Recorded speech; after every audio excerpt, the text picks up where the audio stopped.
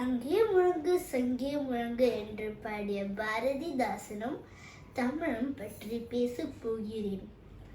என் பேர் அர்ணவ். நான் டிபே சர்வதேச பள்ளியில் 4ஆம் வகுப்பு படிக்கின்றேன். பாரதிதாசனின் இயற்பெயர் கனக சுப்பிரத்தினம். அவர் புதுச்சேரியில் திரு கனக சபைக்கும் லக்ஷ்மி அம்மையாருக்கும் மகனாக பிறந்தார். அவர் சிறு வயது முதலே தமிழில் மிகவும் ஆர்வம் கொண்டவர். அவர் கல்லூரியிலும் தமிழ் படித்தார். அவர் தமிழுக்கு பல தொண்டுகள் செய்தார். ஆசிரியர் பணியாற்றி பல மாணவர்களுக்கு பாடம் எடுத்தார். பின்னர் அவர் குயில் என்ற நாளிதழ் எழுதியுள்ளார். அதில் விடுதலை போராட்டம் பற்றியும் தமிழின் சிறப்புகள் பற்றியும் எழுதியுள்ளார். வலைதளம் இல்லா காலத்திலும் அவரின் கருத்துக்களை நாளிதழ் மூலம் வெளியிட்டார். அவர் பல நூல்கள் எழுதி தமிழுக்கு தொண்டு செய்தார். அதில் முக்கியமான நூல்கள் பாண்டியன் பரிசு, குடும்ப விளக்கு, இரண்ட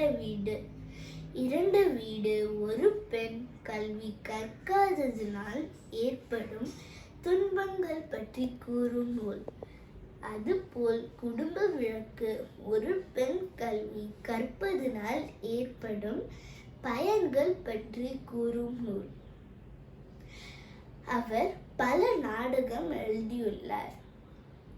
அதில் பிசிராந்தையார் நாடகத்திற்கு சாகித்ய அகாடமி விருது வாங்கியுள்ளார். அவர் பல திரைப்பட பாடல்கள் எழுதியுள்ளார்.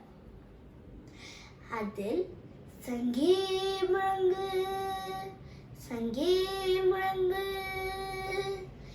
எங்கள் வாழ்வும் எங்கள் வளமும் மங்காத தமிழே சங்கே முழங்கு என்ற பாடலும், தமிழுக்கு அமுதென்று பெயர், அந்த தமிழ் இன்பத் தமிழ் எங்கள் உயிருக்கு நேர் உயிருக்கு நேர் என்ற பாடலும் பிரபலமான திரைப்பட பாடல்கள் ஆகும். அவர் பாரதியார் மீது கொண்ட நட்பினால் அவரின் பெயரை கனக சுப்பிரத்தினமிலிருந்து பாரதிதாசன் என்று மாற்றிக்கொண்டார்.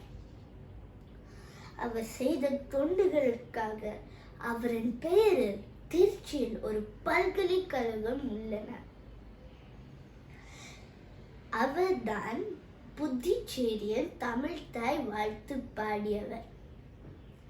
நான் என் உரையை தமிழ்தாய் வாழ்த்தின் சிறு வரிகளுடன் முடித்துக் கொள்கிறேன். வாழ்வினில் செம்மை செய்பவள் நீயே, மாண்புகள் நீயே தமிழ்தாயே, வீழ்வாரை வீழாது காப்பவள் நீயே, வீரனின் வீரமும் வெற்றியும் நீயே. தமிழில் பேசுவோம், தமிழில் எழுதுவோம், தமிழர் என்பதில் பெருமை கொள்வோம். நன்றி.